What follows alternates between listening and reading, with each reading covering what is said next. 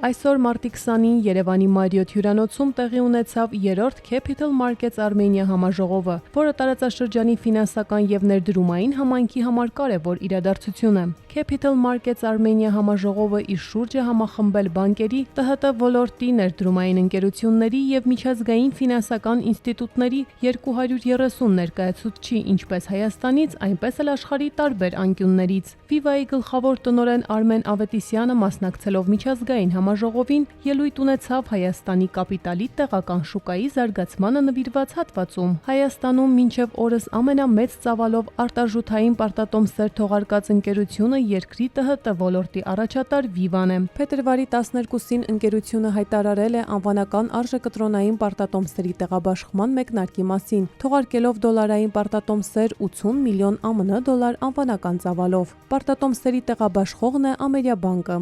Այս հաջողությունը ցույց է տալիս ոչ միայն մեր աճն ու ձեռքբերումները, այլև թափանցիկության սկզբունքների մեր հավատարմությունը։ Այս քայլը հնարավոր է դարձել մեր գործընկերների եւ ներդրողների աջակցության շնորհիվ, ովքեր կիսում են ընկերության ռազմավարությունն ու արժեքները։ Մենք շնորհակալ ենք բոլոր նրանց, ովքեր հավատում են մեզ ու մեր գաղափարներին։ Պարտատոմսերի թողարկումը ֆինանսական ռեսուրսների ներգրավելու արդյունավետ միջոց է երկարաժամկետ եւ հեռանկարային բիզնես նախագծերին աջակցելու համար։ Հուսով ենք, որ մեր օրինակը կոգեշնչի այլ ընկերություններին նույնպես մտածել պարտատոմսերի թողարկման մասին, ամրապնդելով վստահությունը այս ֆինանսական գործիքի նկատմամբ։